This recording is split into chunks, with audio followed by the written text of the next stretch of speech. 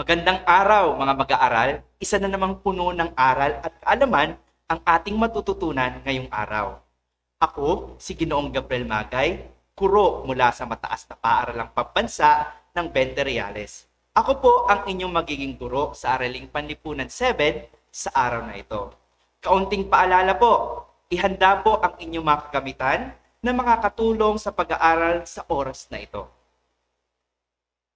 Ang ating pong MELS o pamantayan sa pagkatuto sa araw na ito ay nasusuri ang mga anyo, tugon at epekto ng neokolonyalismo sa Timog at Kanlurang Asya.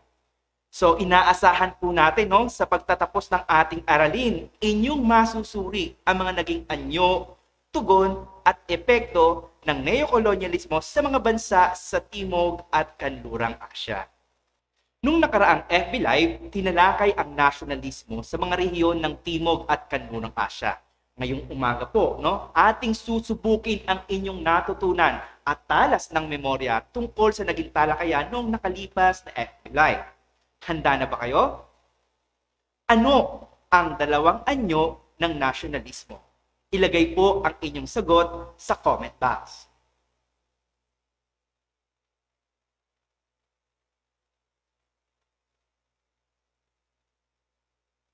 Mahusay mga mag-aaral, ang dalawang anyo ng nasyonalismo ay mapagtanggol o defensive at mapusok o aggressive na uri ng nasyonalismo. Ngunit ano nga ba yung pinagkaiba ng dalawang uri ng nasyonalismong ito? Meron naman po akong dalawang larawan na parehas na nagpapakita ng dalawang uri ng nasyonalismo. Inyo lamang kung tutukuyin kung alin po dito sa dalawa ang nagpapakita ng mapusok o agresibong uri ng nasyonalismo at mapagtanggol o defensive na uri ng nasyonalismo. Ilagay po ang inyong sagot sa comment section.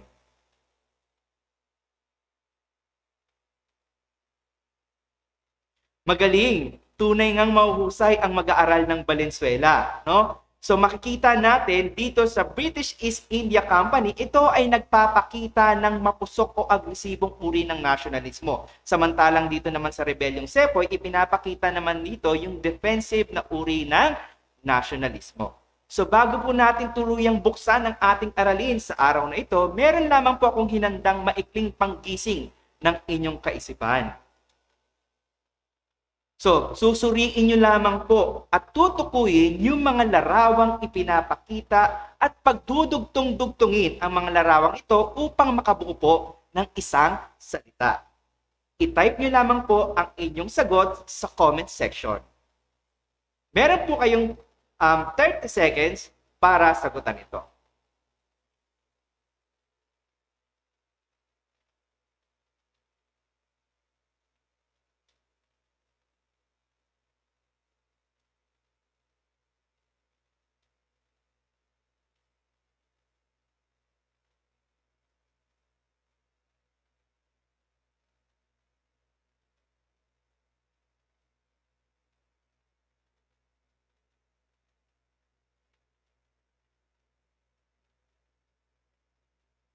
Tama, ito ang neokolonyalismo. So bago po tayo mag-umpisa sa ating talakayan, ipapakita ko muna sa inyo yung magiging daloy ng ating talakayan ng neokolonyalismo. So, una po, ating bibigyang kahulugan ang konsepto ng neokolonyalismo. Ikalawa, atin naman tutukuyin po yung mga anyo ng neokolonyalismo. Ikatlo, ano naman po yung mga naging tugon ng mga bansa sa Kanluran at Timog Asya. At ipanghuli, ano naman yung naging epekto ng neokolonyalismo sa mga bansa sa Timog at Kanlurang Asya. Mga mag-aaral ng Valenzuela, handa na ba kayong busugin ang inyong mga kaisipan sa bagong kaalaman? Ang neokolonyalismo, class, ito ay isang terminolohiya na lumutang matapos ang ikalawang digmaang pandaigdig. Sinasabi rito na ang neokolonyalismo ay isang makabagong uri ng pananakop kung saan ibang aspeto ang sinasakop nito. Dahil wala pong sapilitan at walang pagpipilit na nagaganap sa pagitan ng makapangyarihang bansa at dito sa mahihinang bansa.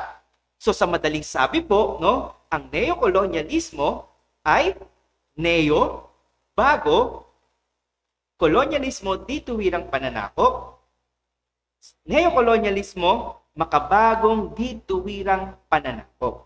So meron po tayong dalawang anyo ng neokolonyalismo. Meron tayong tinatawag na dependency theory at meron din namang cultural theory. So paano po nagkaiba-iba itong dalawang anyo na ito sa isa't isa? Sa paanong paraan nasakop ng dituwirang mga bansa ang mga may hina gamit ang dalawang anyong ito? Atin pong bigyang kahulugan ang dalawang anyo ng neokolonyalismo. So, ito po, makikita nyo sa ating slide, itong dependency theory, ginagamit po ng mga dayuhang tulong o foreign aid at dayuhang utang o foreign debt na gagawa po nilang kontrolin ng mga bansang makapangyarihan o tinatawag natin ngayong first world countries ang ekonomiya at politika ng mga third world countries o yung tinatawag naman nating mga papaunlad na bansa pa lamang. Sa pamamaraan kung ito, ang mga bansang papapaunlad pa lamang ay mas lalong nalulugmok sa utang. At kadalasan tuloy napipilitan silang sang-ayunan yung mga politikal at ekonomikal na pulisiya ng mga makapangyarihang bansa. Sa kabilang banda, ito naman pong covert operation, ito po ay isang uri ng lihim na pagkilos ng mga military upang masunod ang kanilang nais. Isang halimbawa na lamang po nito ang pagtulong ng Estados Unidos sa bansang Iran noong panahon ng kudeta sa Iran. Sa kabilang banda po, ang tinatawag naman nating cultural theory o yung ikalawang anyo ng neokolonyalismo, isinasaad dito na ang mga makapangyarihang bansa naman po ay ginagamit yung edukasyon, wika, media at relihiyon sa pagkontrol sa mga mahihinang mga bansa. Halimbawa na lamang po, sa edukasyon.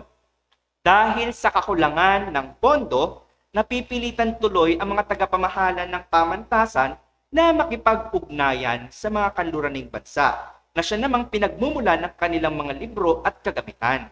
So bunga nito, yung mga dayuhang ahensya ang namamahala sa mga pasilidad ng universidad. Sa pamamagitan nito, nagaganap yung tinatawag nating intelektual na pananakop.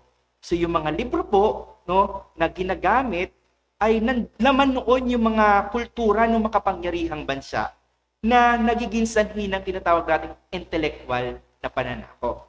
Ganon din po sa media, nagagawang palaganapin ng mga makapangyarihang bansa ang kanilang kultura sa pamamagitan ng media.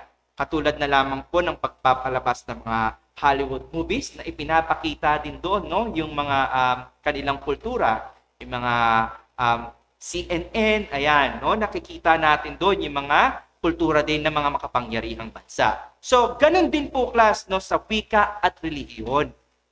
Ginagamit din ito ng mga makapangyarihang bansa para sakupin yung kaalaman ng mga maihinang bansa.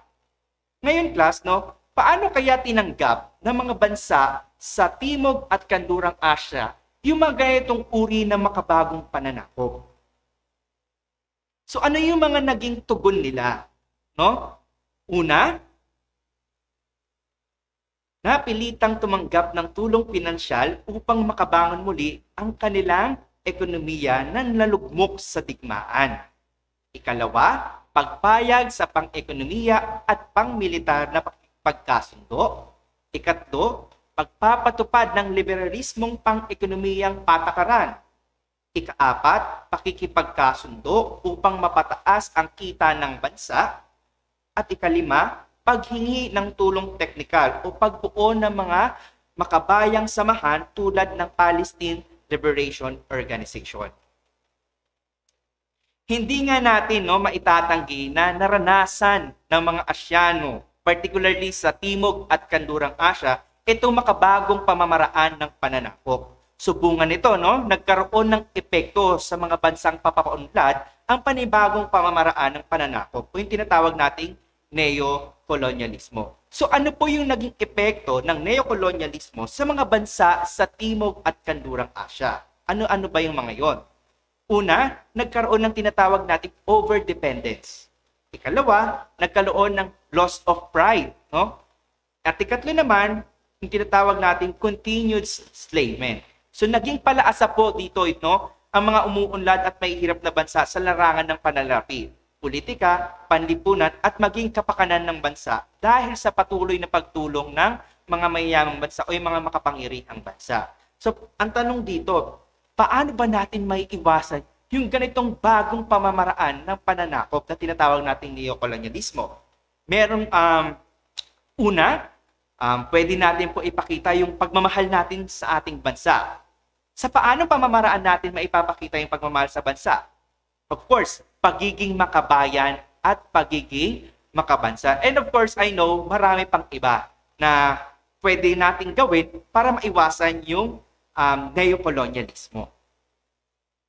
So, bilang pagtatapos po, meron po akong iiwan sa inyong kataga galing kay Kwame.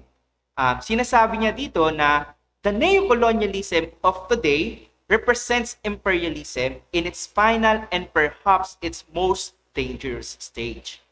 Tunay nga talagang nakakatakot ang ganitong uri ng pananakop sapagkat itong neocolonialismo o ang tinatawag natin makabagong pamamaraan ng pananakop ay tahimik lamang kumikilos.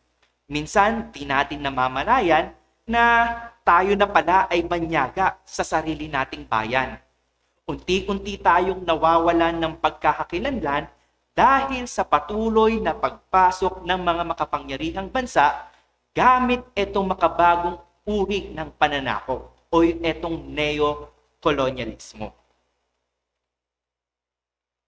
Bilang pagtatapos po ng ating talakayan, ating lamang pong subukin ang inyong natutunan tungkol sa dalawang anyo ng neokolonyalismo. So, maipapakita po ko sa inyong mga larawan. Tutukuyin nyo lamang po kung ito ba ay politikal na uri ng neokolonyalismo o kultural na uri ng neokolonyalismo. Handa na ba kayo? Unang larawan. Ikalawang larawan. Ikatlong larawan. Ikaapat na larawan. At ikahuling larawan. Ayan, mga mag-aaral ng Valenzuela. Ano ba yung naging sagot o yung mga tamang kasagutan sa mga larawang aking ipinakita? Narito po.